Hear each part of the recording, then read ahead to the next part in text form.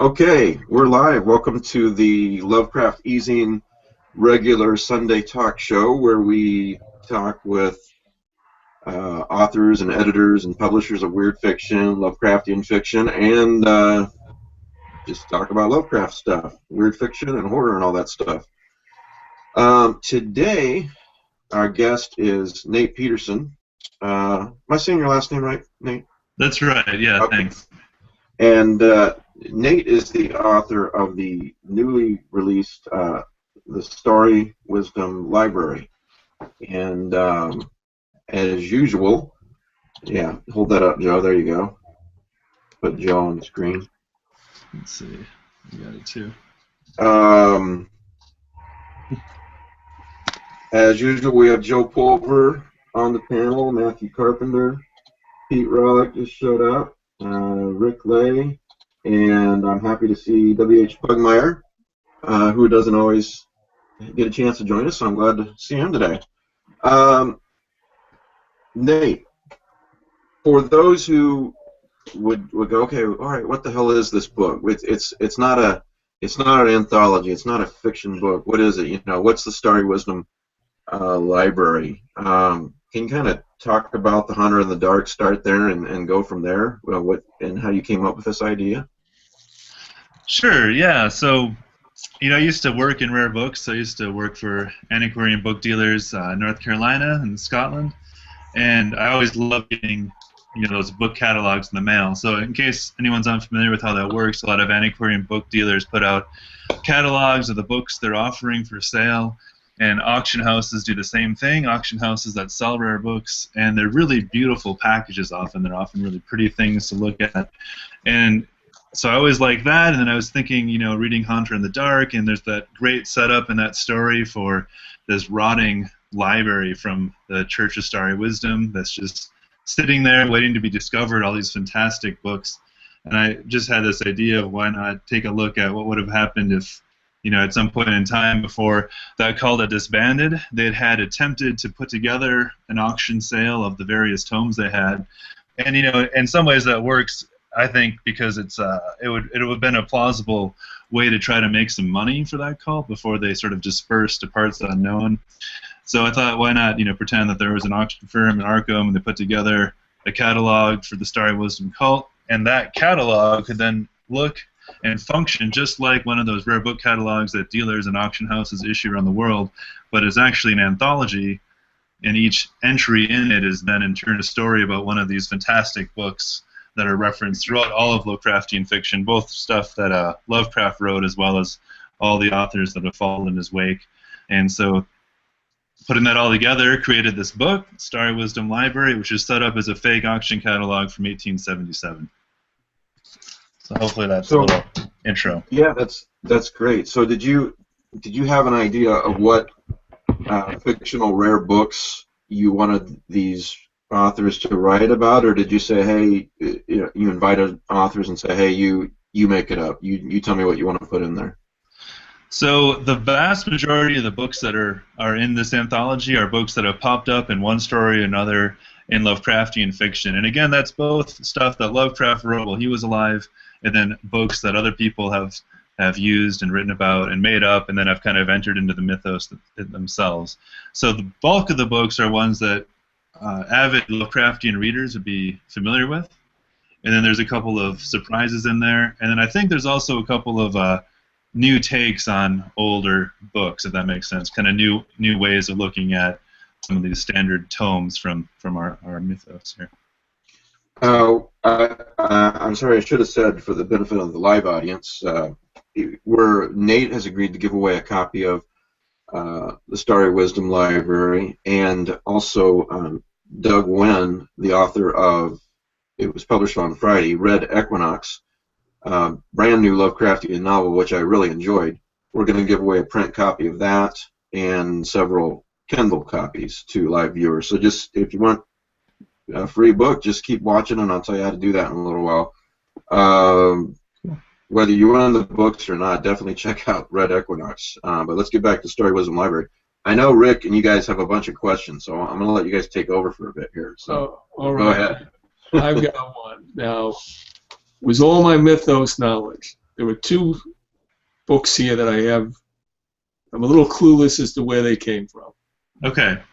One is the Nameless Tome, which I know is a phrase that Willem loves to use, but he's used it in the past to refer to a book that he has here as the Sesqua Valley Grimoire. The Nameless Tome is done by Daryl Schweitzer. And there also, I know, is a Dark Side of the Hill, no, Dark is of the Hillside Thicket song that makes reference to a Nameless Tome. Where does the Nameless Tome come from? That's my first question. So that's a good question. So the Nameless Tome entry is kind of inspired by, if you remember reading Haunter of the Dark, there's one book that literally isn't named, you know, as he's pouring through the old rotting books in the bottom of the church. There's one that has this great amount of mystery and terror associated with it, but it's not specifically named. So using that as a starting point, that's where Daryl Schweitzer came in and based his story on the Nameless Tome on that book that was in the actual library.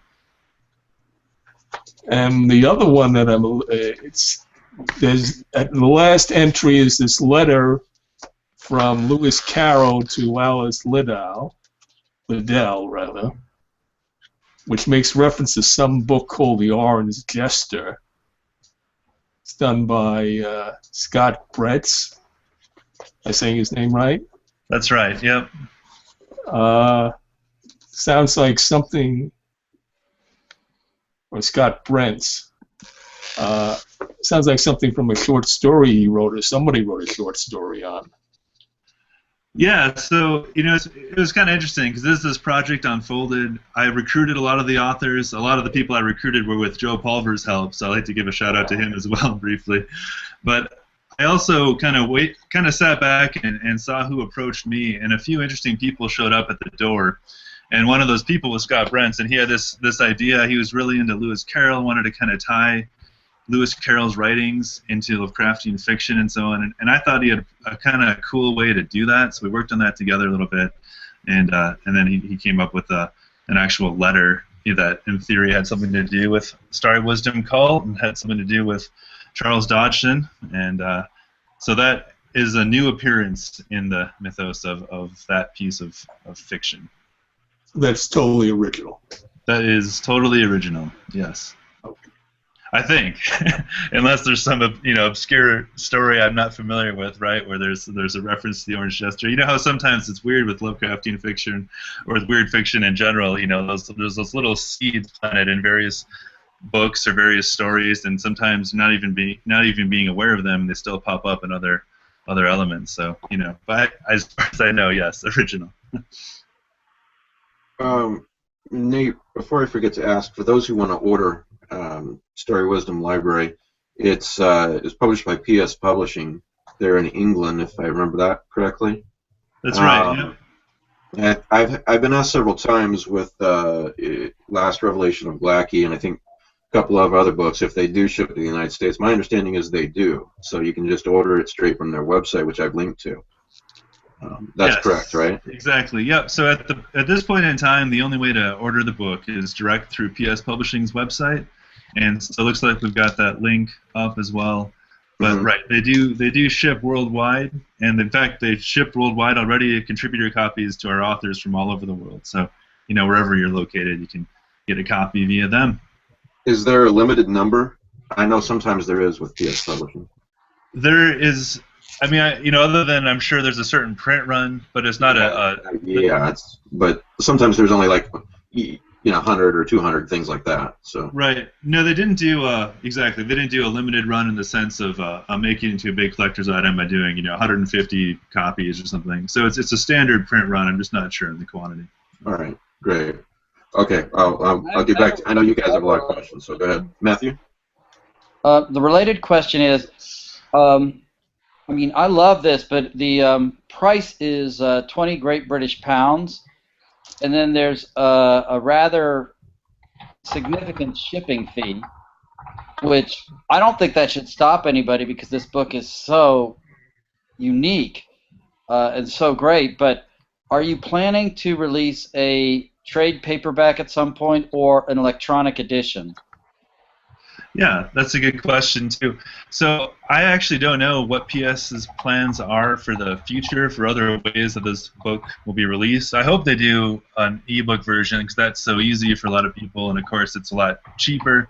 But you know, of course, a book like this, it kind of functions right as an object in and of itself, and so the physical copy in a way is important. You know, I'm up for an ebook if they want to put one together. Has PS Publishing ever done an ebook though? I don't think they have.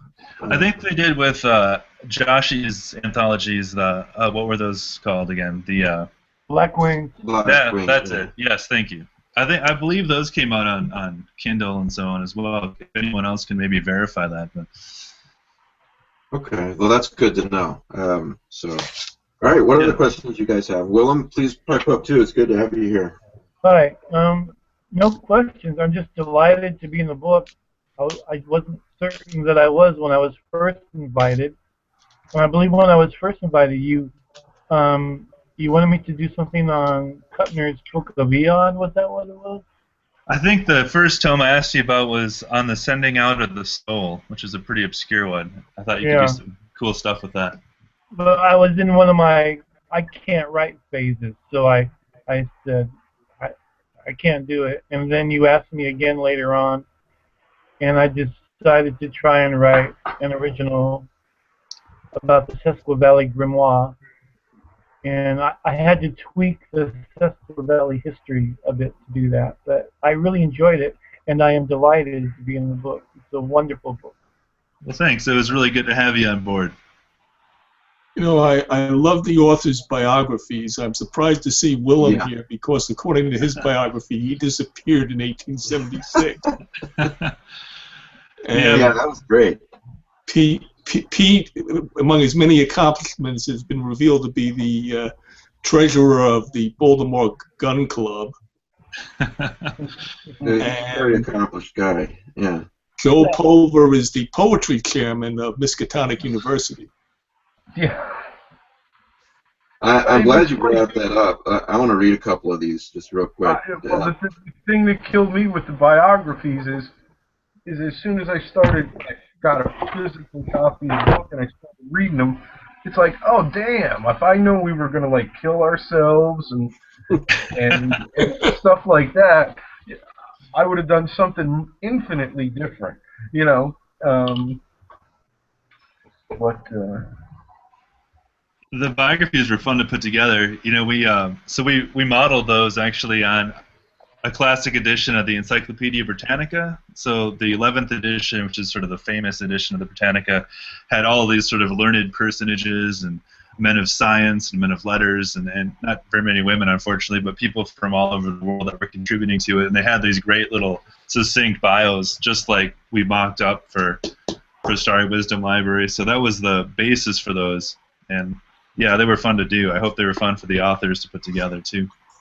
Yeah, Livia Llewellyn, educated at the Salem Female Academy in Massachusetts. Third year doctoral candidate at the College of Biomechanical. I'm not even going to try that next word. Yeah, these bios are really, really great. Well, mention what she's the sole survivor of. Sole survivor of the disastrous 1874 MU Olympic mountain range expedition. I did not know that about her. Now you do. That's great. And if there's go ahead. Setting aside how great this book is, on a personal note, loaded with bias. The fact that, and Nate surprised me with this, I had no clue. One of the things we all want as Lovecraftian writers is other writers to include our work or do something with our work. So Livia Llewellyn's did The Laws of Ruin, which is something that I created in Nightmare's Disciple. And when Nate first told me that, I was like, my jaw dropped. I was, oh my God. Because I think everybody knows how much I think of Livia as a writer. She's certainly one of our best. And to have her entry be about a creation of mine was beyond thrilling. It was, I don't know, it's like winning the green jacket at Augusta or something. You know? I loved what she did with it too. Oh man, the thing is she now owns that. I may have created, you know, and there may be things in there. Yeah, that's from Nightmare's Disciple. That's from. I mean, she really got into that, but she absolutely owns it. You know. She worked in a short story that's not easy to find. The Guard's Command, which is in Crypt of, unbelievable. Crypt of Cthulhu 99, and also Rainfall's books, Night Music of. Yeah, just the depth of her research was. I was smiling, laughing, and going, "Oh my God!" So I just wanted to get that in there. And Livia, thank you. You're the best. I love you. If you haven't read it, she uses a secret society called the Daughters of Isolation. That I created in Nightmare's Disciple. Or maybe that was the Guard Command. The Guard Command. Yeah. It's so long ago, for crying out loud. That's not in any collection yet of yours. No, because it's one of the first things I wrote, literally. And I thought it was such a piece of crap. I mean, I think Steve Lyons originally got it from Bob Price or something. Yeah, and well, that's right. One of them published the damn thing with my notes in the middle of the text, as I recall. Yeah. Because I didn't know how to spell Mark Saraceni's name, so it's like... says something along the lines of, Bob, is this how to spell Mark Saraceni's name? that is in the Crypt of Cthulhu text. Yeah, I thought that was my recollection, yeah. I don't know if Steve Lyons corrected it, but I don't think so. Whatever version appeared, I think that was in. But that was, to me, just thrilling to have a writer of her stature, you know, do that amount of work and write something based on something of mine. So, well, I have another question. Yeah, go ahead, Matt. This is about you, Nate. Okay, I looked on your website and at your bibliography, and you have a great wealth of experience with rare books and as a librarian, which is all appropriate. But we don't get a sense of what you've done in terms of fiction or Lovecraft. So I'm kind of wondering, like, did you get this idea and then pitch it around? What other Lovecraftian work have you done? I'm kind of interested in how you came to this. It's just this. That's all I've done. That's a hell of a start. This is a great movie, right? That's one hell of a start, yeah. Well, thanks. So, right, to answer the other part of your question, though, about how sort of the genesis of the project, how it got into the right hands to be published and be put together, that actually was through a connection of, I don't know if anyone here is familiar with the imprint Hard Case Crime, but they put together really cool sort of pulpy style. I mean, they're written mostly by modern authors, but they're pulpy style crime novels, and they put. I've read some Stephen King. Well, yeah, exactly. Joyland by Stephen King came out with Hard Case Crime, as well as another one a few years back. Colorado Kid. That's it. Yeah. So I knew the editor behind that series. That's Charles Ardai a little bit, and so I just one day I mentioned to him in an email that wouldn't it be cool if we could put together some kind of anthology about all these great books, you know, in Lovecraftian fiction, and at that point he said, yeah, I think that'd be awesome. You should talk to PS Publishing, and I'm going to write an email right now to Pete over there, and we'll get it going. So it's thanks to Charles, really, that I got off the ground in the first place. Great. Speaking of PS Publishing, and one thing about Hard Case Crime isn't all 3 issues. They've done a bunch of David Goodis stuff. There's some amazing reissues as well. Yeah, it's a really cool press that. Oh, it's an amazing little press. They do amazing stuff. Got a question from the audience, and also before I get there, speaking of PS Publishing, thanks to the audience. Let me correct myself. It looks like there's a lot of e-books at PS Publishing. Looks like somebody posted the link at our Facebook group. So I wanted to correct that. James Reeve wants to know, Nate, if you have a favorite story or tome in the Starry Wisdom Library. That's probably a dangerous question, you know. I mean, if I didn't like it, it wouldn't be in here, right? So, yeah, exactly. You know, I loved all the entries I got in, and I thought all of them surprised me in different ways, you know. So it was just fantastic just to see what all these creative minds came up with for these backstories on these great books. So I couldn't possibly say I have a favorite, but it was lovely to read all of them. Now, you did an entry yourself. I did do one myself, yep. For the book From the Lurker on the Threshold. How do you pronounce that title? Yeah, you know, your guess, I'm sure, is equally valid as mine. I would say that. I'll try it. Thaumaturgical Tragedies in the New England Canon. Yeah, I love that title. It's just so pompous, right? And I just thought I could adopt a 19th century pompous voice and go at it. You know, kind of one of those jaded professor types that's you know, disgruntled in some way with the way the field's been developing. Anyway, so I thought it'd be kind of a fun one to tackle. So I saved that one for myself to play around with. Now, you did something very creative here. You bound it. You had it bound in a book. It was another book that actually exists. The Secret Commonwealth of Elves, Fauns, and Fairies. Yeah. By Reverend Robert Kirk. Which is one of those really fascinating books and fascinating historical figures. He's kind of an antidote, you know, to history. But you know, there was a guy with. Well, look him up. Look him up online sometime. There's a lot of really interesting information about him. But I always thought, you know, his real life story, his real biography, and the book that he wrote, and in some ways could be tied in weird fiction and Lovecraftian fiction. And so I thought, well, why not literally tie it in, right, by binding it together with this other book? And that's something else, too, that, you know, you just learn a little bit about as you're working in rare books.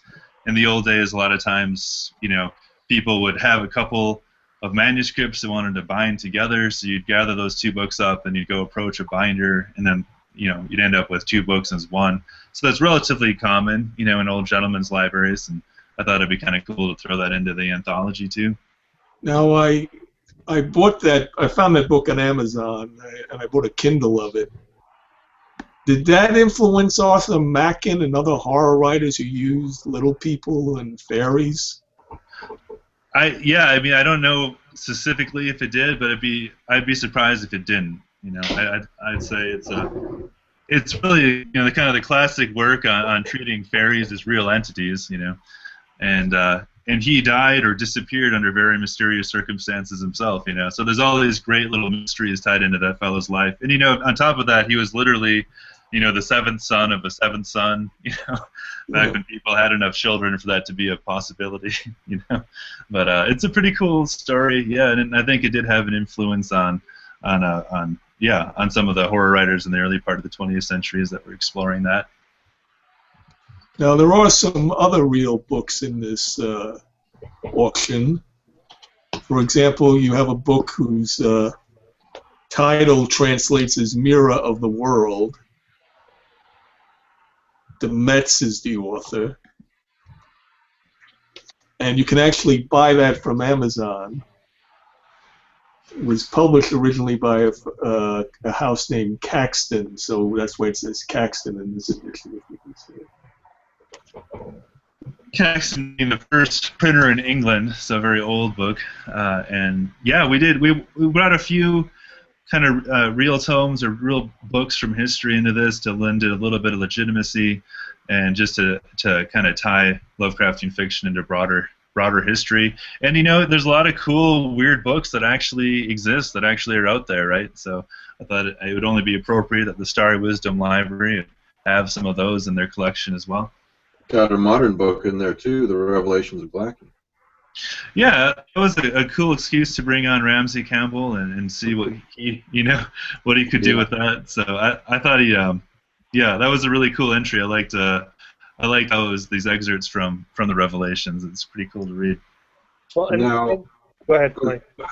Go ahead, Pete. Well, and Nate, you let me do something. You let me with the Kanuni Islam. You let me correct Lovecraft.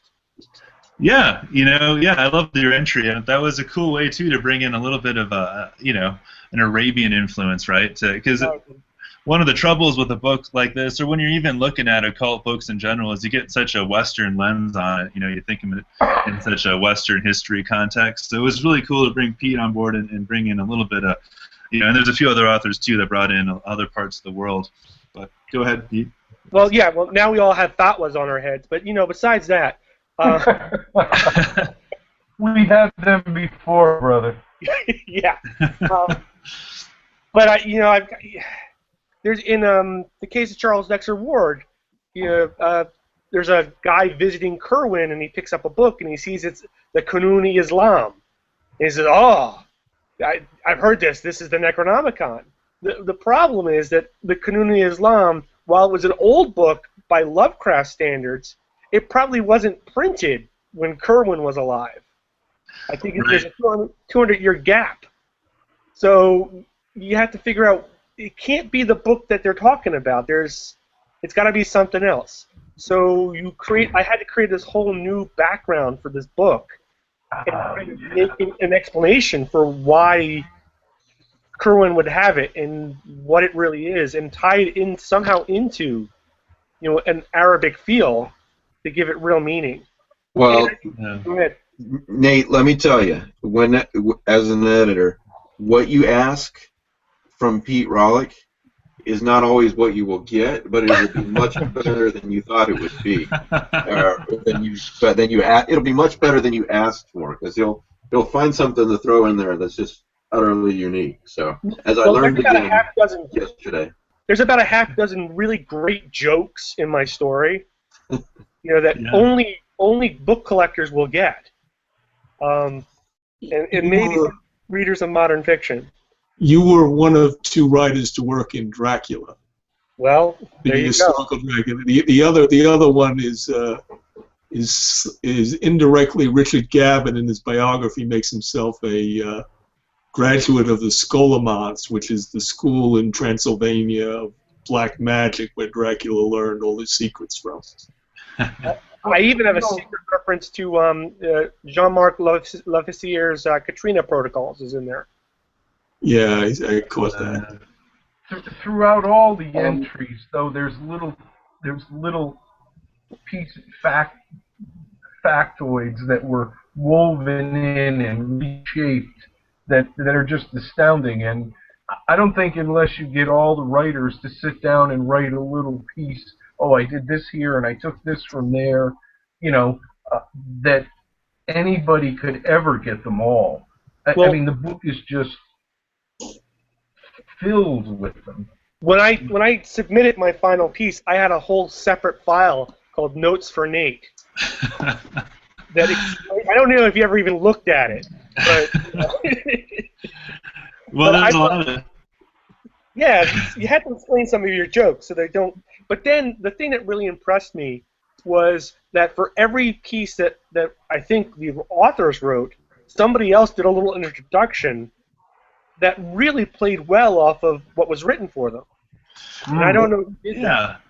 I can speak on that. So what was being referenced there is right before, for anyone that doesn't have a copy of the book, right before the history of the tome is presented through one of the authors involved, there's kind of an introduction to it. I'll try to hold it up to the camera that walks you through a physical description of the book. So, and that's a real part of rare book catalogs. Before they go into any kind of history of the tome, they'll describe the actual book in detail, like the physical object in detail.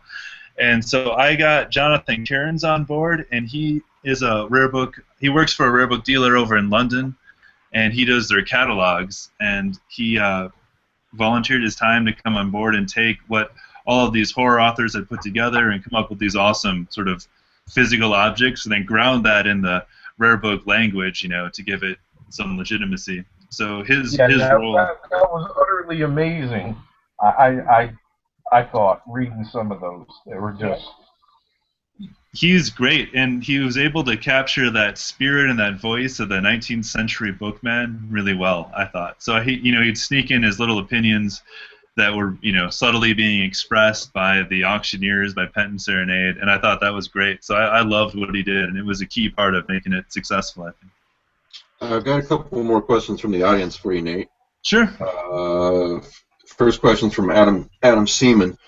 Any chance Nate will become a regular Lovecraftian contributor after this? I assume he means submitting stories and so forth.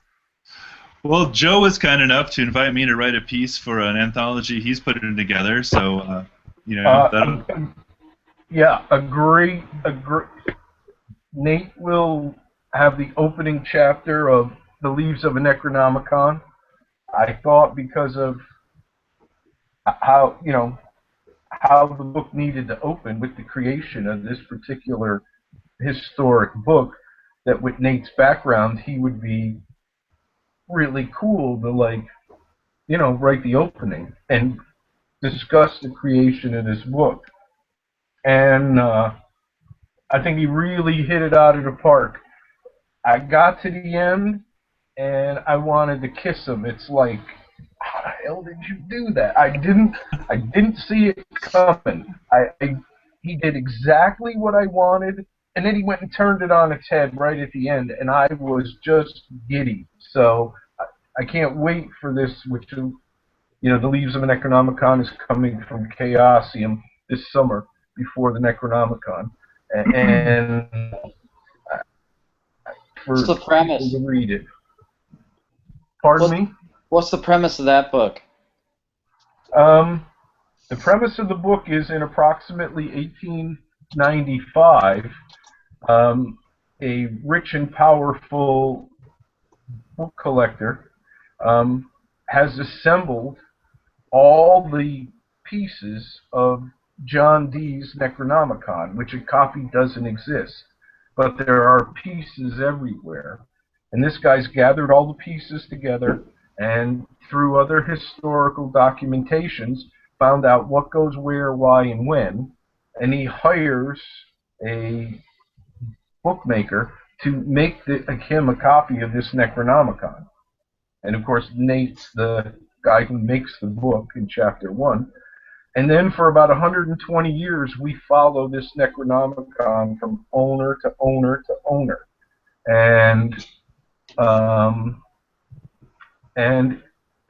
the book is just about the owners' time that they're in possession of this Necronomicon. It should be a little different. Hopefully, people will find. Do you remember that? Hey Joe, do you remember this crummy old movie from like the '60s? It was like Yellow Rolls Royce or something like that. Yes. It was about a car that changed hands, and the movie followed the owners of the car. Right. Well, like the Red Violin, he proves the accordion crimes. It's an old trope, but I wanted to do it with something Lovecraftian. Cool. And I thought, let's do it with. I don't write stories about the Necronomicon, and I wasn't volume itself, but I thought it'd be neat to watch one change hands. And over a course, and we would often think that a book like this would remain in one person's hands. But, look around, whether it's Pulver, whether it's Pugmire,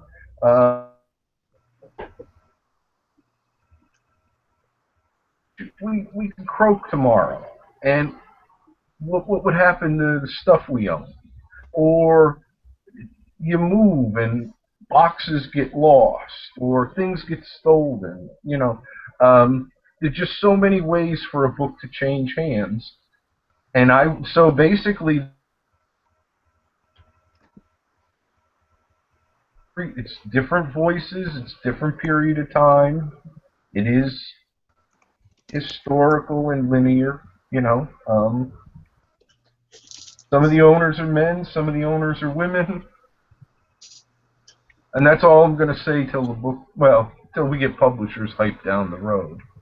But yeah, when Nate and I began contact about the Starry Wisdom, and I finally got the Leaves of a Necronomicon greenlit, I kept thinking, how do I want this? I mean, I knew I wanted the book created, but it's like, and the more I got to talk to Nate, it's like, you know, he's written magazine articles. This is his field. He can talk about, you know, he could talk about technical things. And that was one of the things I wanted referenced so that we got an actual feel for creating. And the more I knew what he was doing with the Starry Wisdom, the more apparent to it became to me that my feeling that it had to be him to open the book grew stronger and stronger. And he's done a wonderful job. So hopefully we're going to not only see more editorial Lovecraftian gigs from Nate, but I think based on what he wrote for me, that I'm hoping that we're going to see more Lovecraftian tales from Nate as well. Well, thanks for that, Joe. Now, Nate, you mentioned that there will be a sort of sequel to the Starry Wisdom Library. Yeah, so PS Publishing and I have been banding about something like a companion volume to it, and a strict sequel conceptually doesn't really work with the Starry Wisdom Library, but I've always wanted to kind of pull the same trick with the Esoteric Order of Dagon and bump it up to the 1930s, right, and take a look at what happens after the feds raise Innsmouth, you know, and the thing is you could do, and so we're going to go forward with it, and it's going to be the same basic setup where it's an auction catalog, but instead of just being rare books, it's going to bring in a lot of other types of objects like jewelry and art and that kind of thing. And the whole typography and period design of the piece will be 1930s style rather than late 19th century style like Starry Wisdom. So it's going to be thought of, it won't be in any way a sequel, but it'll be a sort of a companion piece built on a similar idea. You can also bring in some books that had been published in the 1870s. You got it. Yep, exactly. And then bring in some of those cool underwater cult books, you know, stuff from that would have been floating around in Innsmouth. So, yeah, there'll be a strong sea or an ocean element to it, and we'll have a lot of the same people I think we'll bring on board again. We're in the early stages of planning that out and what it's going to look like, but it's at least it's in the works. That's great, and the idea of bringing objects in is really fascinating. Cool. Yeah, it's. I think it'll be a fun one to put together. So I'm excited about that. Hey, I have an idea. I just had an idea. Okay, the great writer Anne Schwader, mostly a poet, but she writes short stories. She wrote a really terrific story called "Objects from the Gilman Waite Collection," where she talks about an exhibit that this guy goes into. And he looks at these objects on display, basically from Innsmouth. And one of the things is a gutting hook, which is like the tip of the claw from Mother Hydra. You got to get Anne to write about something like this. Yeah, absolutely. And Anne, I should mention too, Anne contributed as well to the Starry Wisdom Library. And one of the cool things about her contribution to it is that it's two original poems that she worked into an ancient Egyptian tome. So yeah, I'd love to bring Anne back on board as well for the next round here. Just a suggestion. If you have to include one, you know, you can always argue they should have been in this book or that book. The one that I think really should have been there was that book by Hale that Ambrose Bierce keeps referencing. Yeah, there's a few, you know, it was interesting too because as I went along recruiting people, I'd often give them a suggestion about a book to write about, but I was also open to hearing what they wanted to do in turn, and you know, and I kind of just let it develop on its own. And so, while there was a few things I definitely wouldn't have wanted to exclude, beyond that, it was just kind of interesting to see what people wanted to write about and what they thought would have existed then, what they had good stories for. So yeah, there's definitely a few holes there. and maybe we can fill those holes going forward with that companion volume. But it's yeah, so you just kind of see what happens as you put it together. Well, I got a couple more questions from the audience. Speaking of sequels or possibility of sequels. First one's from David Burse. He says, with all the references included, is there a possibility of an annotated version down the road for those of us who would love the backstories?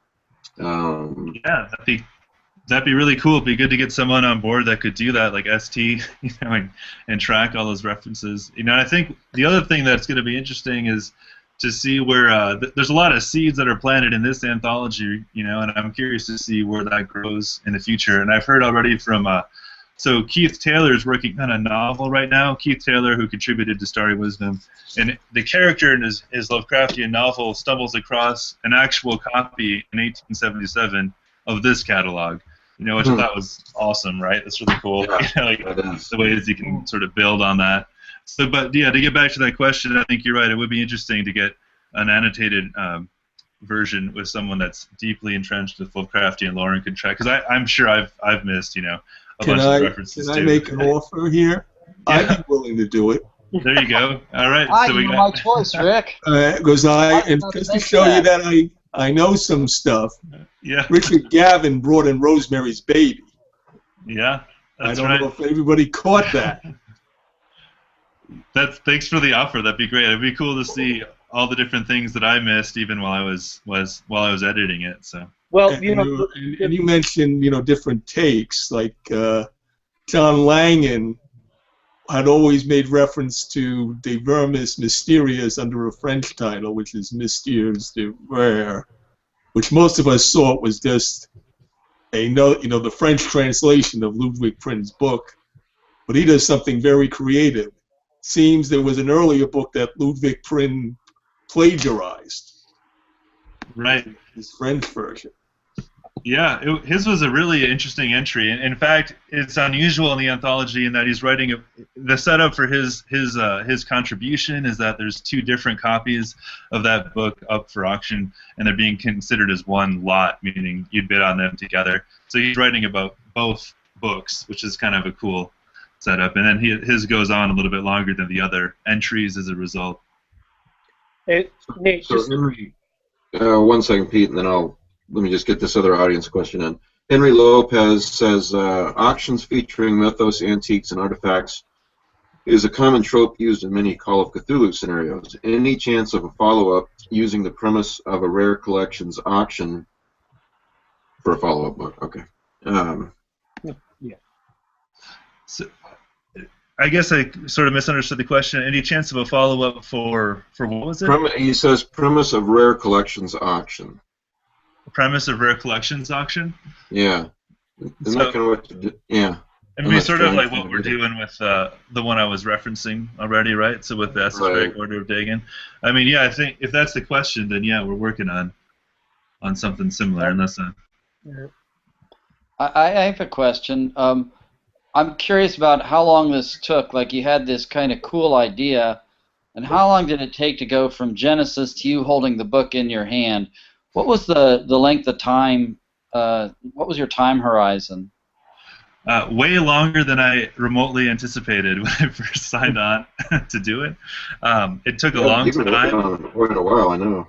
Yeah, there's so many little pieces. I mean, first of all, we had 44 authors contributing to it, and so that's a lot of people, a lot of schedules you got to put together.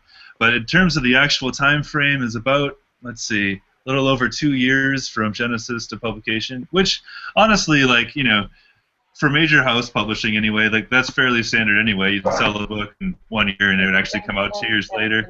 But putting 2 years really isn't bad though. When I mean, all kinds of things enter into it. You're working on so many levels. The way the book looks, as in addition to the actual material you're going to include. Lee Rainey Smith's artwork. I love her woodcuts. I thought she did a fabulous job here. Yeah, exactly. So in addition to the authors, we also brought in.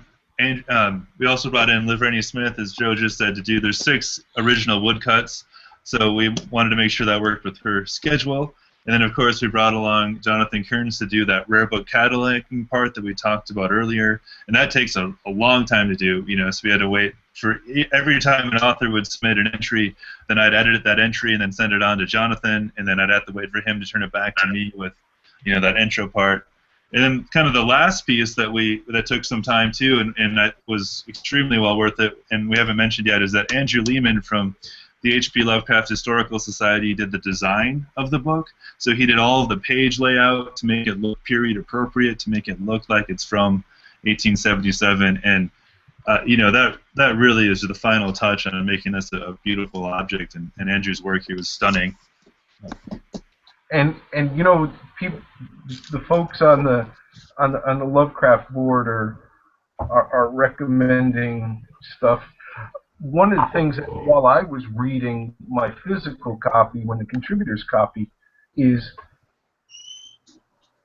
I'm looking through, and it's just so rich on so many levels, and it's this, auction catalog. And my thought about halfway through was, what would be neat as hell? It would be thick, and it would probably be expensive, but I thought, okay, they had the auction. What happened to these books? And I thought it would be neat as hell is if the contributors wrote a short story about what happened to the book post-auction. Oh, yeah, great idea. Whatever book they wrote about, whatever one Pete wrote about, or Willem, or whoever, write a short story. It's post-auction, and we're going to look at what happened to the book. Where did it go? Who did it go to? And what, if anything, happened? I thought that might be interesting. You could also include some of these fictional versions of the contributors in those stories. Oh yeah, I mean, I think so many of these entries are so rich. It just is, I mean, these writers really brought their A game here. They came to play in more ways than one, and I just thought taking this one more level, and I don't mean a level higher, I just mean, what's the next step? The next step is post-auction. What happened to these things? So a volume, of course, 44 writers writing short stories, that's that's twice the size of a normal book. It's probably 200,000 words. But I think that'd be a really cool idea, and especially for fans of this book, I think everybody would flock to it. I know I would love to see where some of these people go. Pete, you were going to say something a bit ago. Pete, you were going to say something a little bit ago. Yeah. Well, I know that Nate, you and I have talked about using this book, and somebody else is using this book as an actual prop in a story. One of the things that I'm going to draw from this is the Tablets of Ning have this great history in here that is completely disavowed by other stories in the genre. The Tablets of Ning are not supposed to be brought to Earth until Randolph Carter brings them in the late 20s. But here they go back centuries. Right. So write yourself out of that.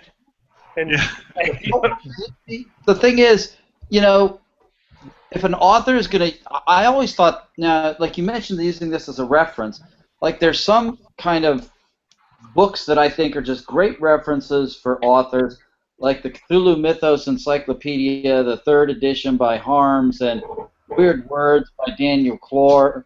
But, I think the authors who would use this they wouldn't slavishly say that this is gospel. It would be a jumping off point, And that's what I'm doing. That's what I'd like to do with this story. That'd be so cool. We have inconsistencies throughout Lovecraftian literature, writer to writer, writer to himself, or writer to herself.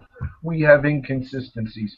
10 years on, we change our mind, or back to that you know, a 5th century Chinese cosmologist sees it this way, where, you know, a 21st century nuclear physicist sees it that way, due to different cultures, different education. So, yeah, inconsistency should be there. Yeah. Lovecraft himself did it. It's what makes it rich. Those inconsistencies are in actual myths as well.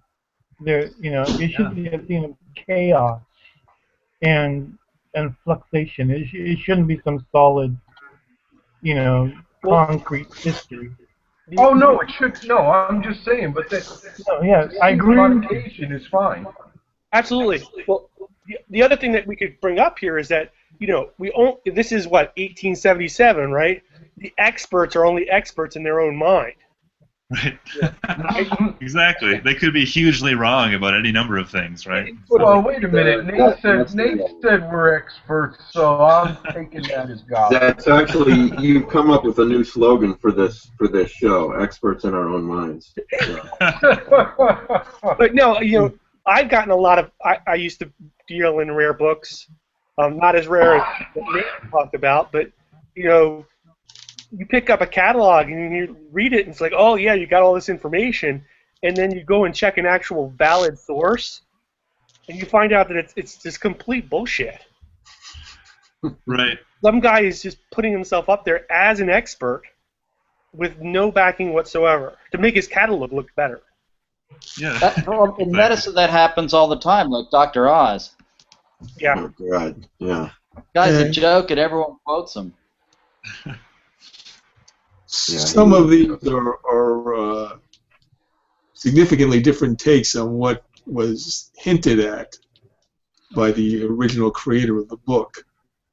For example, Silvia Marina Garcia has a great entry on El Culto de los Muertos, the cult of the corpses, or the cult of the dead, which is from a vague reference by U.B. Cave to Les Cultes des Morts. Now, she does incorporate that in there. That's the French translation of the Spanish book. But she makes the book about Aztec cults. And Cave, well, he never explained what that book was about. He borrowed the term from William B. Seabrook. And Culte des Morts is a term for the voodoo cult of Haiti. Yeah, there's a few things like that. I like that a lot. I like turning it around on its head a little bit. I thought what Christopher Hansen did with Narcotic Manuscripts as well was very original, not at all, you know, not in keeping in a cool way, not in keeping with sort of standard mythos lore. Yeah. In some cases, we even got different authors. In some cases, the inconsistency was explained, as in Remnants of Lost Empires. Oh, yeah. But I was wondering, Culte Ghouls, which I love the entry, but it didn't have Count Derlet in it. It had a French woman, who I had never heard of before. Yeah, and then it even got tied into Sweden, which I thought was kind of cool, too. And that the entry for that was written by Karen Tidbeck, who's a Swedish author as well. And that was, again, that's a good example. That's one that, you know, a lot of us associate now with Caitlin Kiernan. But it was really interesting to see what another author brought to that story, to the story of that book, or the ways that book could have occurred in history or in myths. Yeah. It was helpful if you had seen a Marlon Brando movie called Desiree, which is about the Queen of Sweden and Napoleon, which is what that all tied into. Because I was able to follow. You're making a case for being this. The person who annotates this book. Yeah. Yeah, yes. That's true. Mm-hmm. Do you guys know that John Langan is a professor of comparative theology in Brown University? I did not know that. He never mentioned it when he was on the show.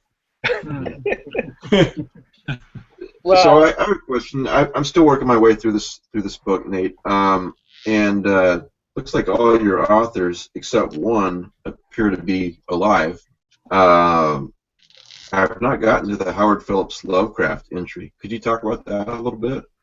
Yeah, so we pulled in Lovecraft's own story on the history of the Necronomicon, and that was actually kind of a good template for this book in a way, because it's pretty short, especially by Lovecraftian standards. I mean, that thing is maybe 700 words. It's a really brief little history, and if I remember correctly from my Lovecraft history, I think he just wrote that basically for his own reference to kind of help him as he was composing stories and he wanted to work the Necronomicon in.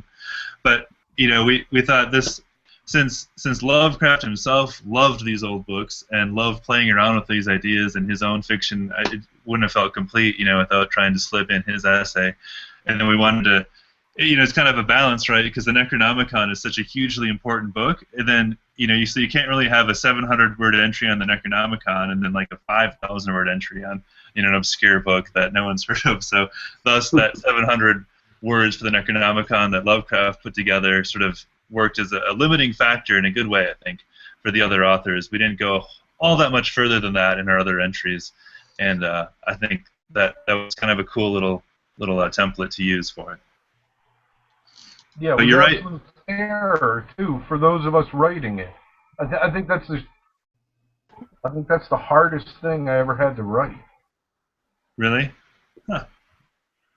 I mean, you were great. That's one thing I should say here. Nate's a great editor. He was an absolute pleasure to work with. But as far as, well, maybe it was the hardest thing because my first thought was, how the hell is this possible? There's no provenance for this volume before 1895. So, I mean, 3 weeks to try and, I don't know that I ever did that much research trying to come up with strands to establish a provenance. Yeah, I think I'm curious to know what other contributors, and we have a couple here in the panel too, if it was a hard thing for them to put together as well or not. I know I kind of like that streamlined bit of having it be limited in its it was count. Great. It just was where am I going to start? And, yeah. So Willem, how tough was it? It wasn't.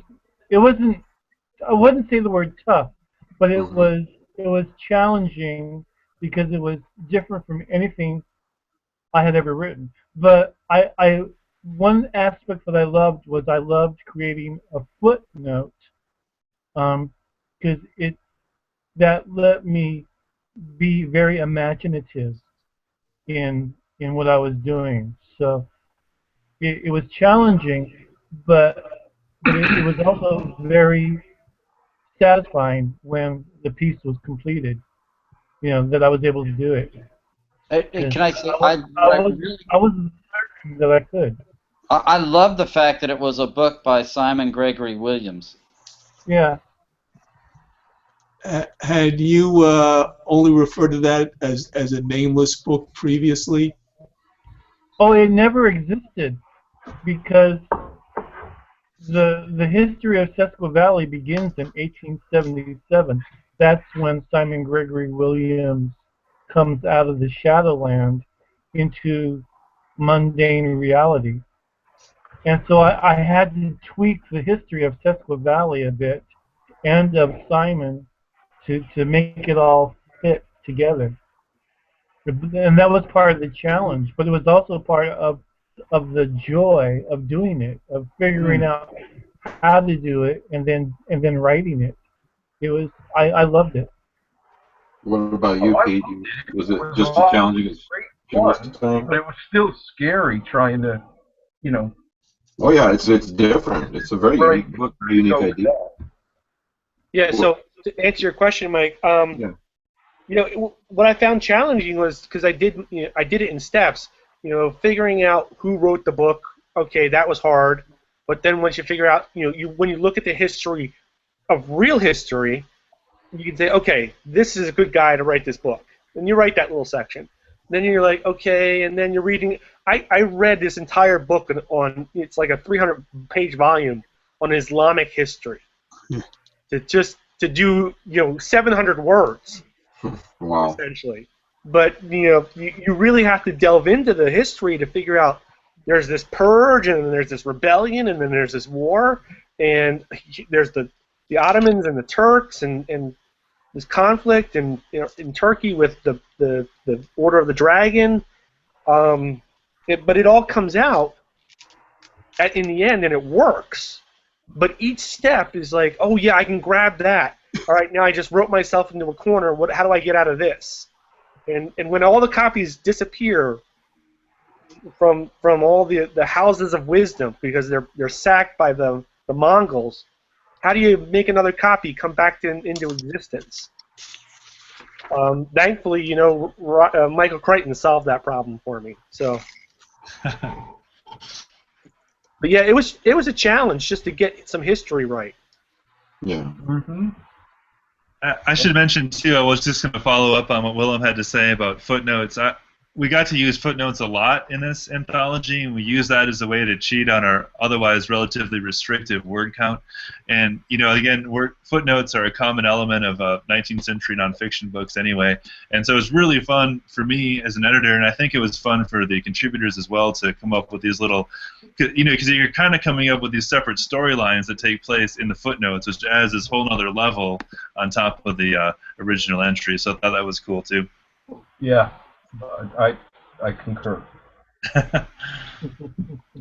Well, it's one hell of a unique book, sorry, can't talk. One hell of a unique book, Nate, and one hell of a unique idea. So, for everybody watching, you can get it at the PS Publishing website. We've got the exact link up on today's post at the Lovecraft eZine website, and if you're watching this on YouTube, I've got a link in the about.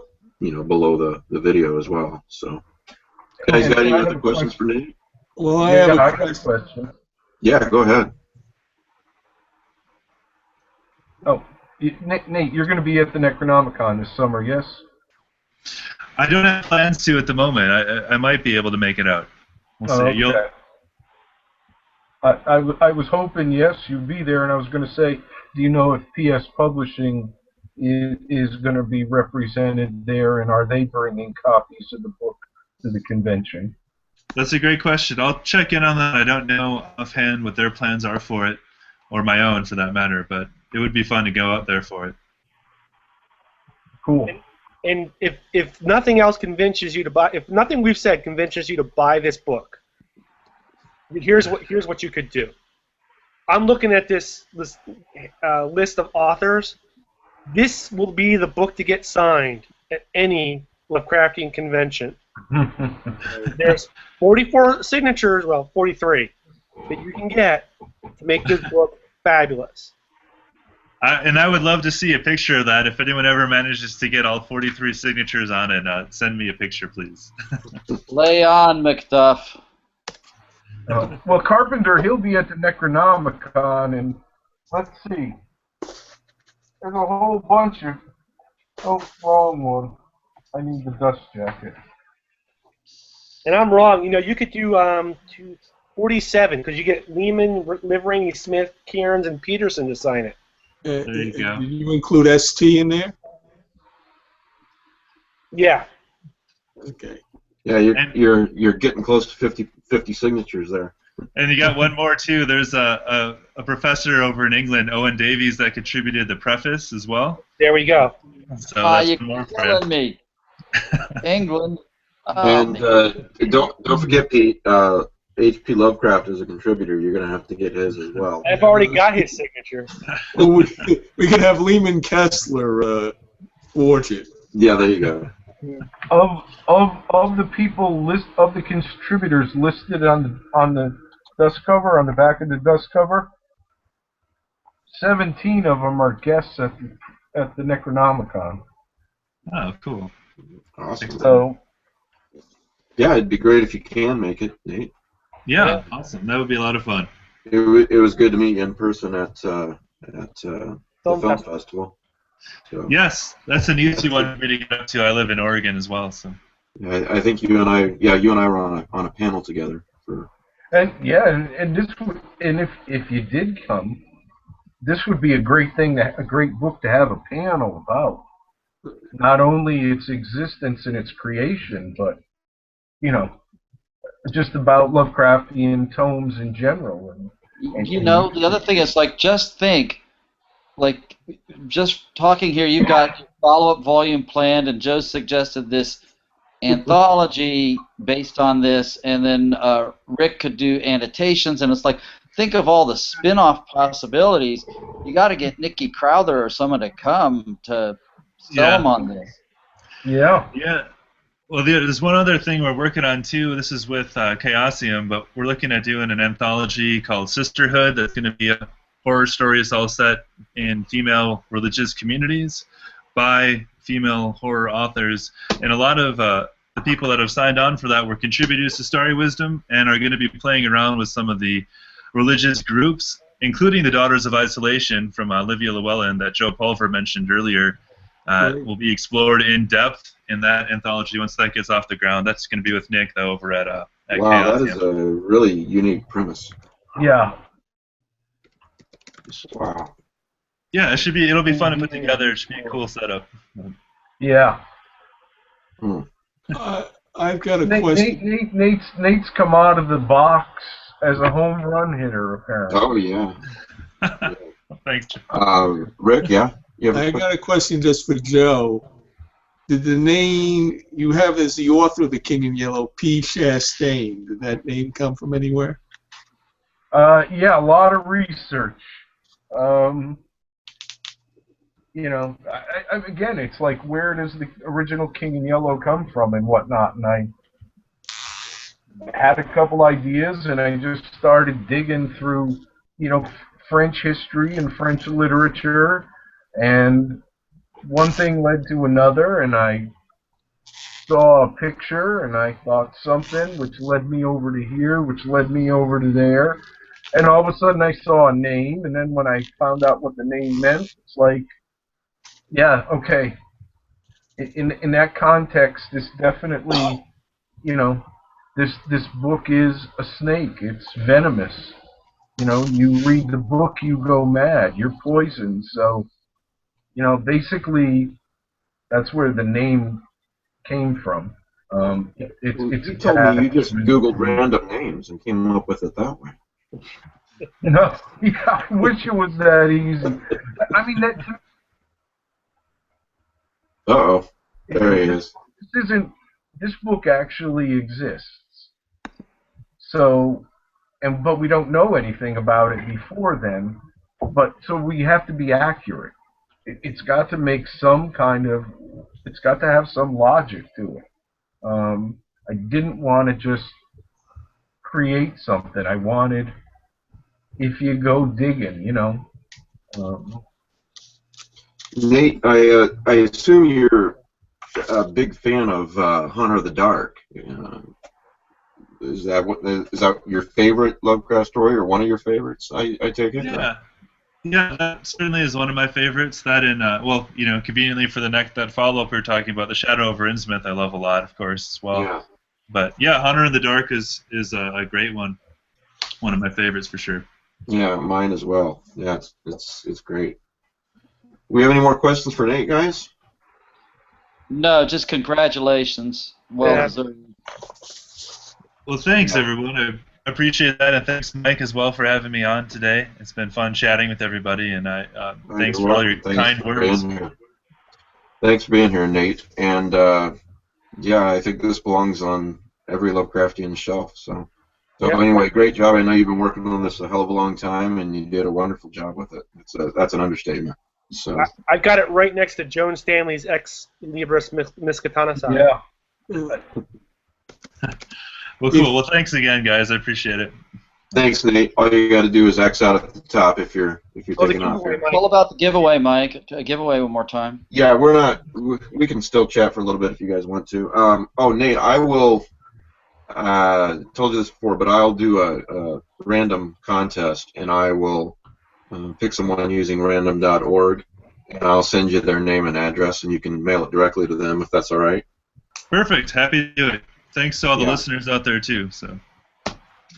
Yeah. So anyway, you guys want to keep chatting for a little bit, or are you guys done? Yeah, I've got some more for Joe. You're saying that this Juliet woman who writes to the Marquis de Sade was real?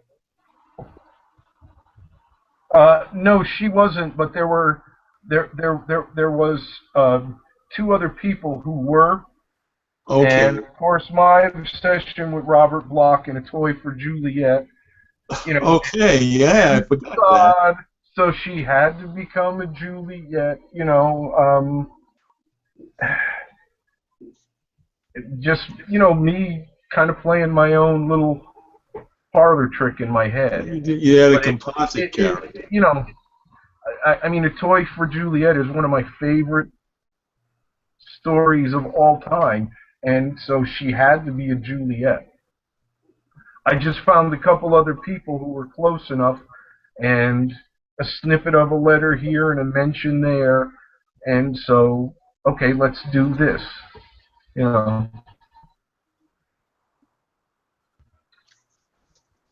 Rick, Ivan Shablasky on the website, on the Facebook group, says all this talk of Lovecraftian tomes makes me wonder about Stephen King's recent use of De Vermis Mysterious. I was thinking about that too. Which is different from the Robert Bloch history. Mm-hmm.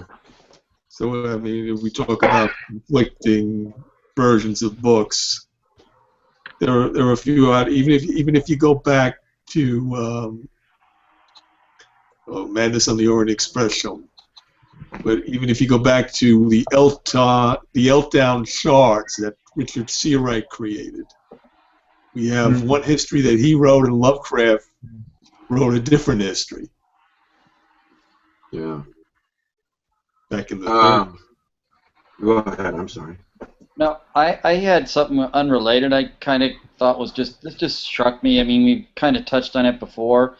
That you're kind of running the campaign right now. You're in the campaign, Horror on the Orient Express. Yeah. The famous Call of Cthulhu scenario was written in 1991, and Joe had mentioned this anthology, which is Madness on the Orient Express, and it just kind of blew me away because I had never heard of it. But actually, I had heard of it. Copies? There's been a lot of interest in this. Like, for example, there's that famous recording of role players playing the campaign that was then novelized by Nick Marsh as the Express Diaries. Right. And We had so Nick on the because show. of a lot of Great interest, Chaosium decided to do a Kickstarter to not reboot, but reissue, update, tribute to a new version of the Orient Express. It was done in 2012, and the final product has not yet, at least, graced my shelves. But one thing that was a stretch goal was if there was enough contributors, they'd have a fiction anthology, and they already had an author list. And it's like, you know what? I contributed to the anthology. I read the updates, but it was so long ago, I completely forgot about it. And it just goes on to prove, like, the fact, like, oh, you've got this Leaves of the Necronomicon, you got Casilda's Song, you got God knows what else coming out. I can't keep up. I give up. I've been trying to put out like a twice yearly list of what's coming out, so those of us who are fans and collectors can just sort of keep it on the horizon. But it's like drinking from a fire hose. I can't do it, man. Yeah, You gotta that's keep why my track of what you recommended list. ordered now. But That's to why go my back, recommended books list at the website is I make it very clear that this is stuff I've read and stuff that I've enjoyed, and I think you will enjoy. There's no way to do a complete list anymore. But how is that book? I really want to read that. It's good, It's Good. Well, if you look at the author list, What, Did you Rick? read the Houdini story? not yet. I've got a lot of things. I'm pecking away at it like a lot of things. Story here, story there. Yeah, well, if I can talk Nick into giving me a review copy, I'll do that. Otherwise, that's one I've got to save up and buy trains, A Looks good. Matt, as a Lovecraftian fan, reader, collector, you know, you go back to the original Circle and the second, and you watch this thing begin to grow. I mean, stop and think about the nature of what's going on in the field now. It's so much bigger. It's so much more popular. There are so many more writers. There's so many more editors. You know, everybody's, you know, doing a Cthulhu this or a Cthulhu that. And then when you look around, you know, you have editors like ST and Brian Sammons who, man, they're putting out tons and tons and tons of stuff every time they can get it greenlit. Hey, Matt. It's not.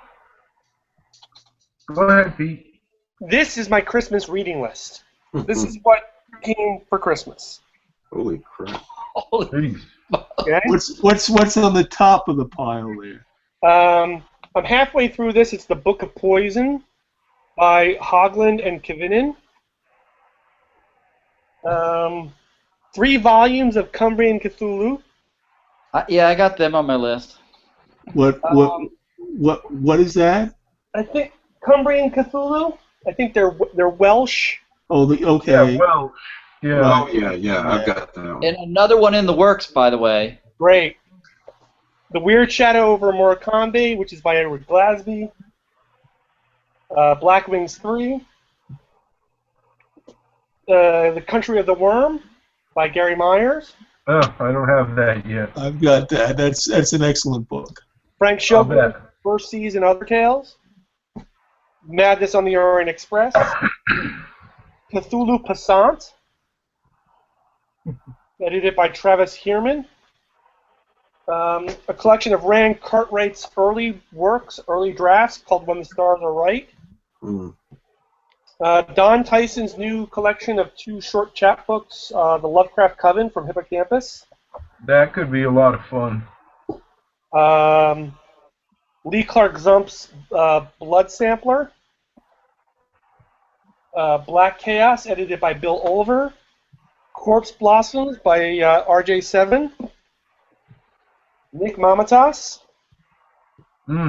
Pugmire's Jester of the Yellow Day, which I keep getting copies. People keep sending me copies of this. I've got 3 copies now. David Riley's The Return.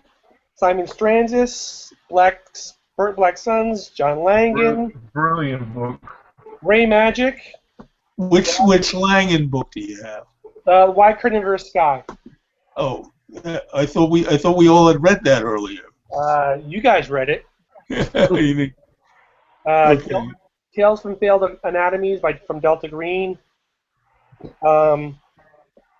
This should be at the top of my pile because it's right up my alley. That Ain't Right. Tales from Miskatonic Valley. Oh, I got that one too. The 5th issue of Inhuman from Alan Kay. Armand Rosamillo's Keyport Cthulhu. And good God, the revival. Yeah, good book. Before we talk some more, I should probably tell everybody how they can win these books or have a chance to win these books. Send me an email if you would. Just put Lovecraft contest in the subject so I can pick out your email easily. Put Lovecraft contest in the subject, and I will pick out. Let's see, we're giving away a print copy of Starry Wisdom Library, a print copy of Red Equinox, and 3 Kindle copies of Red Equinox. So that's 5 winners total, and I use random.org to do that, so it's fair. So send the email to lovecraftezine@gmail.com, lovecraftezine@gmail.com, and I'll announce the winners on the message board in a little bit, and I'll also email the winners. So anyway, were all those gifts from the wife? No, that came from family members spread far and wide. Oh, okay. And some random fans who noticed when I put out my Amazon want list to the family, they hooked onto it as well. Your No. fans did that? Okay, I'm going to start an Amazon. I gotta start doing that too. Yeah. I'll put my I'm wish gonna list head up on as out, soon as you we're guys. done. What's that, Willem? I'm gonna head on out. Good right, to have well, you here. You're looking very I'm- dapper tonight. Well, I've got a big project. I'm gonna start proofing the Variorum. So I've got my work cut out for me. Well, thanks for being here, Willem. It was good to see you. Okay, I'll talk to y'all later. Shalom. Talk to you later. Talk to you later. Bye. So, yeah, man, what an interesting, unique book, Starry Wisdom. Yeah, very enjoyable. And you know that is not on the high top of my list. That is, if I'm in between something, I pick up and I read a chapter. Yeah. Just It's not one to read cover to cover. Right. But I tell you, I think every Matt page I've opened up, I've loved. What's that, Matt? Every page of this book I've opened up, I've really loved. yeah. I just Kimberly have, wants you to. Everybody should get a copy. I wanted to ask Pete a question. Uh-oh.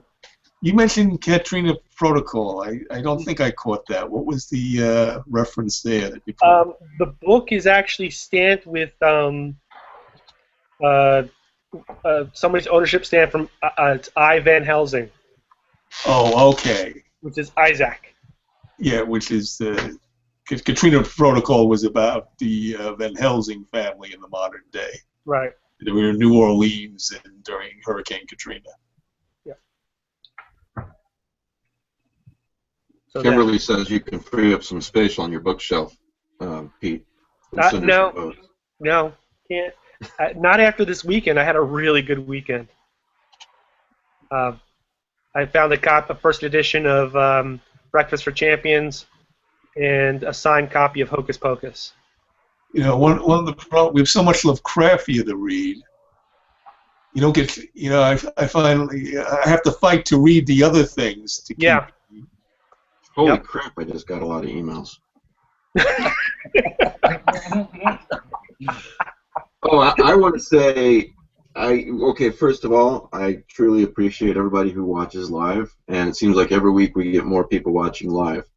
And, of course, the vast majority of the people watching this show watch the recorded version, and it seems a lot of them are watching it on Mondays at work, because I get these emails from people saying how their Monday is, you know, at work, putting the show on and listening while they work. So hello to all you people watching on Monday, and thanks for all those emails. I really appreciate the encouragement. So.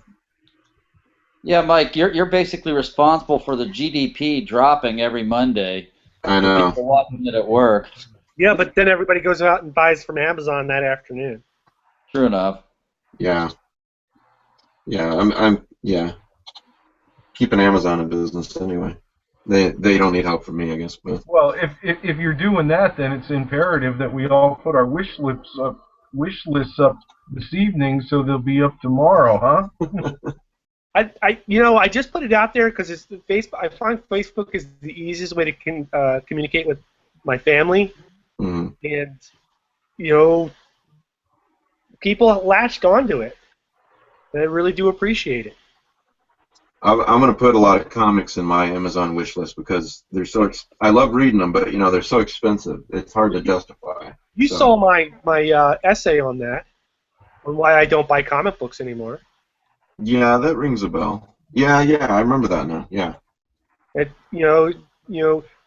I spend $4 or $5 on an issue of a comic book that runs for 10 to 12 issues, then you're looking at $40 to $50, and then the trade paperback comes out, and that's $15 to $20, but it's got more art and more story that was cut out because it couldn't fit, and bonus art and commentary. So now I'm on the hook for more. And the trade paperback sits on the shelf better. Yeah. If there's a series I'm interested in, I'll only buy the trade paperback. Yeah, and with the trade, you'll get the whole story arc. in one volume, you know, Right.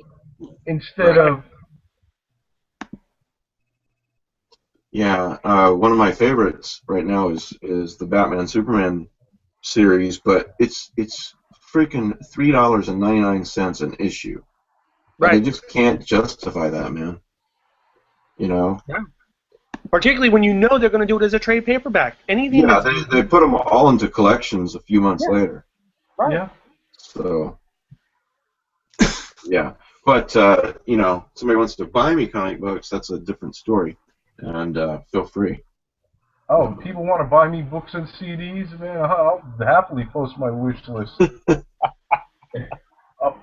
Every new CD, you never know what story will spring to mind while you're listening to that odd little piece of music.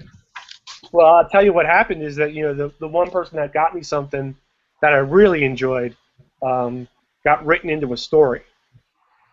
Mm. Well, there you go. Oh That's yeah, a- well, there's nothing. I love to Tuckerize people. I mean, it's one of the things I do on Facebook. You know, you'll see it, and it's like, that's an interesting name, you know, and then, you know, they make their posts. So, oh, I didn't know that about them, or they post a picture. Oh, this is me and my dog, and here we are at blah blah blah. And sometimes out of the blue, you know, you get something will spark something, Yeah. or just somebody generally how they look, what they're into is like, oh, they'd be pretty cool as this character, you know. Hey, we're writers. We steal from whatever we see. If it's interesting, that's fair game. So, Doug Wynn is going to be on the show on February 8th. He's the author of Red Equinox, which just came out this past Friday. And honestly, you know, I'm not exaggerating when I say I really enjoyed this book. They sent me a review copy. It's really, really good. He's very talented, and definitely pick it up. It's available in Kindle as well, and I've got a link on the site. If you click the link, it'll help the eZine too if you buy that way. But regardless, buy the book. You'll enjoy it. Any Lovecraftian will enjoy it. It's Red Equinox by Douglas Wynne, Wynne. I also want to remind everybody, I want to do a better job of reminding everybody about this panel that is kind enough to sit here and talk with me every Sunday. Otherwise, it'd be some weeks talking to myself, which would probably be boring, and some weeks talking to a guest one-on-one, which would probably be not nearly as fun. Pete Rollick, if you've not read his Reanimators and the sequel to Reanimators, The Weird Company, definitely pick that up. They're really great. And Joe Pulver and Rick Lay, you can go to joepulver.com and ricklay.com, L-A-I, and it'll take you to their Amazon page. So, Yeah, Rick's Shadows of the Opera series is just great. mm-hmm. I really enjoy it. And then the nonfiction stuff that he puts out, the Shadow chronology. If you like the Shadow chronology is absolutely a must-have. Well, you know, there's going to be a major event in the Shadow universe. Doc Savage is going to fight him. Yeah. In March by Will Murray, and if that comes out, I've got to do a major revision to my chronology. I got a lot of extra other stuff I could add. Well, surely the Shadow will win, I would think. In my opinion, he should, but that's because I'm a Shadow fan. There is going to be a winner. At least somebody who's read the book in advance says somebody wins the battle. It isn't one of these stalemate things. So it's not Godzilla. That happens a lot, doesn't it? Well, I like to see a winner. I remember when DC Comics they had a race between the Flash and Superman twice to see who was the fastest man alive. And the first time it was an exact tie. Yeah. And the second time you couldn't tell who the winner was based on instant replay because it depended on the angle of the cameras. Yeah, but these days he's faster than Superman in the modern continuity. Well, I always felt the Flash should be fast just because Superman had so many other powers. Yeah. And back then he was totally invincible, except the kryptonite and magic and Yeah, you know, they're always talking about how yeah, and you're right. He's a lot less invincible now than he used to be, which is good. But I don't understand this. Oh, he's unbeatable. You know, Batman could never beat him, and you know, nobody could. All you got to do is have a green rock in your hand, and the guy's toast. You know, a green rock from Krypton. I mean, he's one of the easiest guys to beat if you got one of those. Wow. Which one, you know, turns him into an ape? Yellow kryptonite? I don't think that's the modern Red kryptonite mutates him. Yellow kryptonite robs you forever of your powers. Gold, yeah. Gold, yeah. Blue kryptonite kills Bizarros. And white kryptonite kills plant life. Red kryptonite makes him drunk or whatever. Well, it either causes you to become a giant, a midget, invisible. And for a real trivia question, red and green together will cause a third eye to grow in the back of Superman's. This is all the '60s stuff, though. Yeah, that's what was when they were kryptonite crazy. And I don't know what the heck dual kryptonite was. There was once a dual kryptonite. Right. This is why I was a DC kid or a Marvel kid. Yeah, that's what Joe. That's why we switched. That's when DC was lame. You know, I mean, like, you know, it was sort of like Marvel. We got Dr. Doom. He became evil because his face got blown off. In DC, we have Lex Luthor. He became evil because he went bald. Well, DC had that was the rationale. You know, if you knew the original. Well, Superboy made him go bald, I think. Yeah, if you knew the original origin story. Yeah. Hey, Rick, I looked it up. Dual kryptonite enhances the telepathic powers of prisoners in the negative zone, or the Phantom Zone. Phantom Zone, okay. Good night, Matt. Good night. Gotta go, guys. See you, Matt. Thanks. See you, Matt. DC had the crappy villains, and they just. But here's all gags. Here's the terrible thing, though. While all this shit's going on, it's so bad. You've got the Creeper. You've got the Question. You know. Also, you know, and there was great stuff out there. The potential. I mean, I still did the Spectre. The I love the Atom. You know, I thought I saw all kinds of potential in the Atom. Challengers of the Unknown. Yeah. I thought was. Did you guys ever see a 4-part Phantom Stranger miniseries where each issue was a possible origin of the Phantom Stranger? They never got definitive. Yeah, I remember that. Yeah, I think it was in the 80s. Yeah. And each one was a possible origin for the Phantom Stranger. Did any of you read the Marvel Savage Sword of Conan story where they had 3 deaths for Conan that were possible futures that never came off? No, I missed that one. And one of them was Dagon kills him. Nice. Oh, really? Yeah, Lovecraft's Dagon kills him. They had stories where he fought Yog-Sothoth and Shub-Niggurath, and you know, it manages to survive. But Dagon of all people can kill Conan. Ivan on the board says Dr. Doom's face burning off was caused by his own mistake, which he blamed on Reed Richards, which is a lot like Lex Luthor's situation in Earth 1. Okay, changing fandoms. But it's a more believable reason for somebody to be ticked off. Yeah. Yeah, well, in the modern continuity, I think Lex Luthor just thinks that Superman's a menace. He's got too much power. Right. He's bald naturally. Right. Or he's shaving his head or something, you know. Yeah, it doesn't have anything to do with Superman. Lex Luthor, good God Almighty, y'all. Can we just, like, forget him? Of course, to tie all this back into Lovecraft, there's the Doom that came to Gotham, which I sent to you to read, Pete. Yeah, and I sent it back. You should Yes, thank you did. me for that. I do thank you for sending it back. Most people would not have done that. They're like $30 a piece now. Yeah. They really ought to reprint those. It's such a great story. But if you've got the money, anybody watching, if you got the money, it was three issues, right? It was 3 issues. Yeah. Of the Doom that came to Gotham. There's copies available on Amazon, and I'm sure other places. But man, is it worth it? You know, an Elseworlds version of Batman in the 30s, I believe, and he's in a Lovecraftian story. Yeah.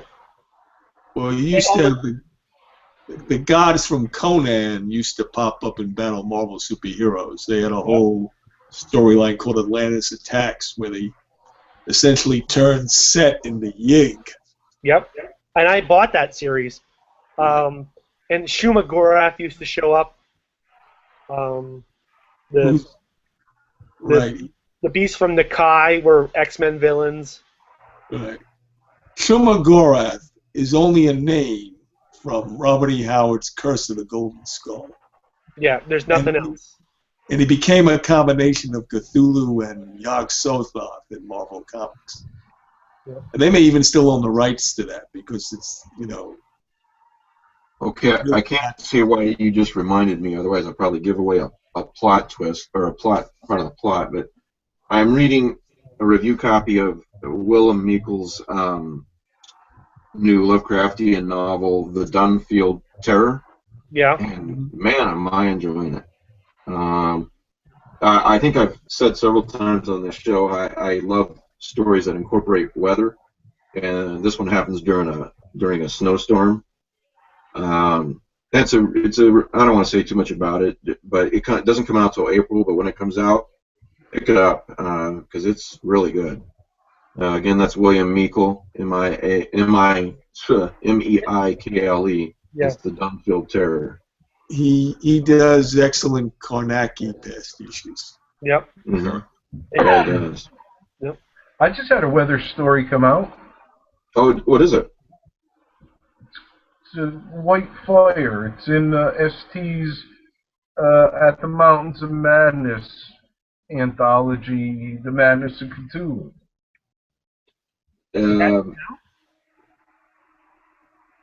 Yeah, ST's Volume 1 of The Madness of Cthulhu's out. We've discussed this before. This is where there was the editorial correction that should have been. Yeah. That's an expensive book. Did you say that was going to be reprinted, Joe, or am I thinking of another book? No, you're thinking of another book. You're thinking of A Mountain Walk. This is a trade paperback from Titan. A Mountain Walk is... Oh. My story in that is... I don't know. Okay, so your weather story is called White Fire? White Fire, yeah. You have the rat story, right, in A Mountain Walk. In A Mountain Walk, yeah, what is the sequel to an Edgar Allan Poe story. Yeah. So speaking of Joe Pulver, for everybody watching, very, very soon now, I'll be publishing Joe Pulver's King in Yellow Tales, Volume 1.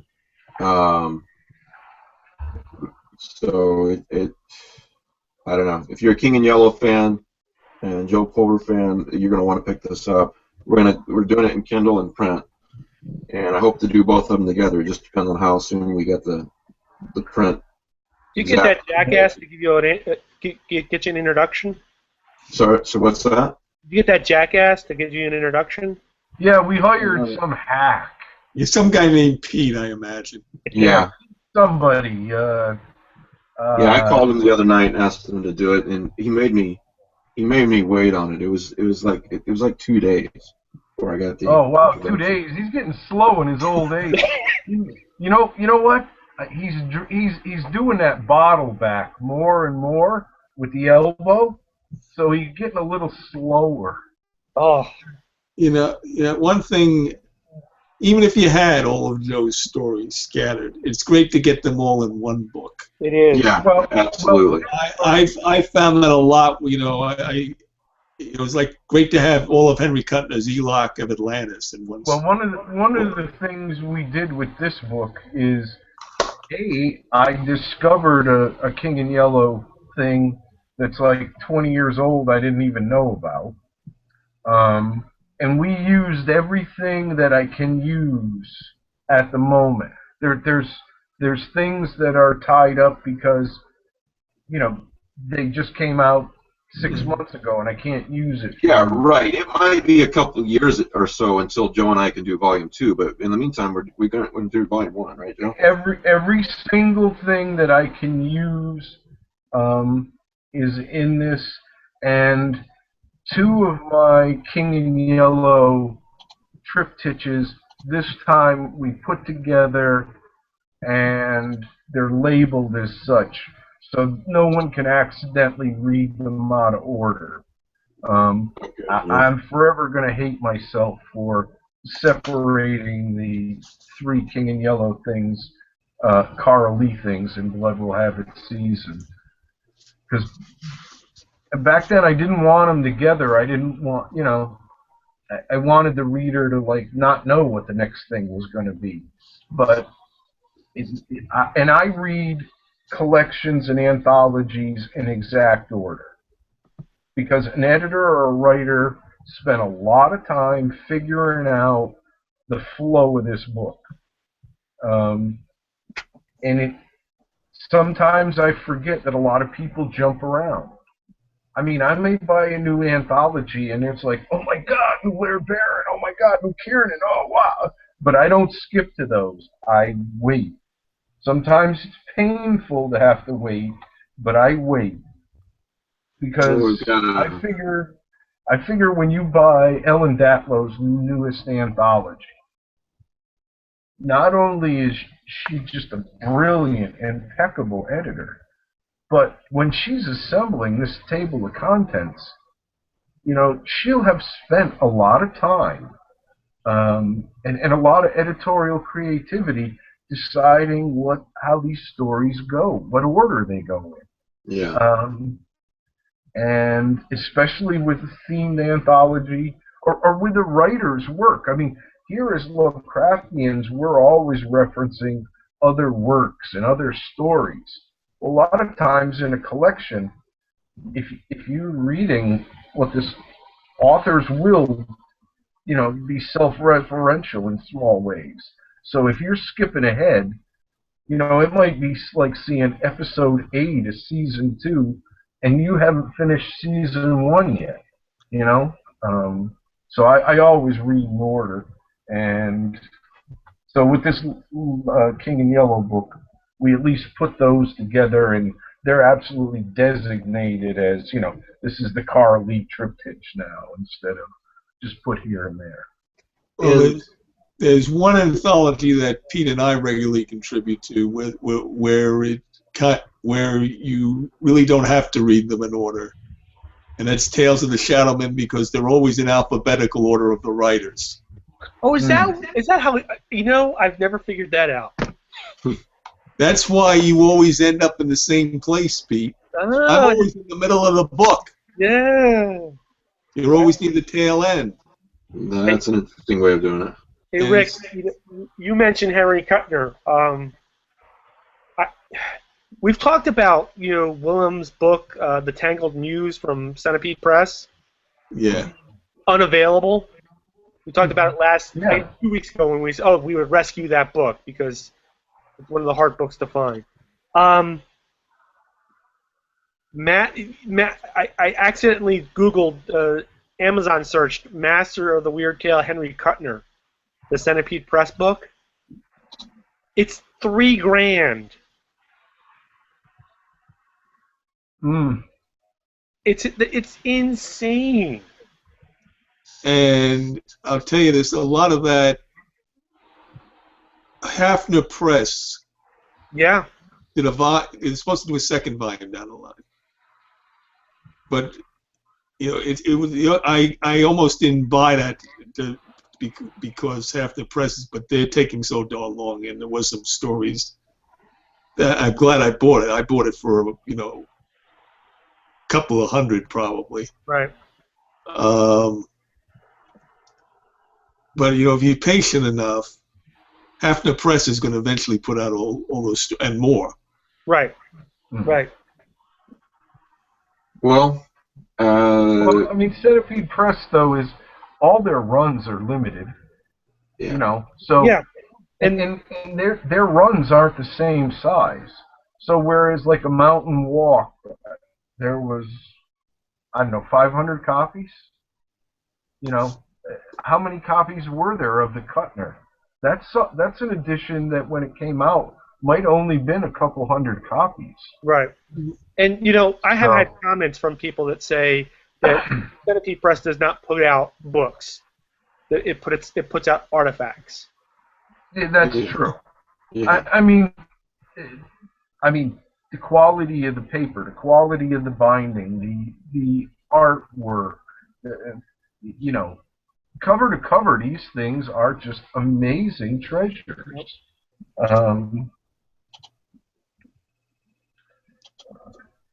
So. I have a recent discovery that Joe might be interested in.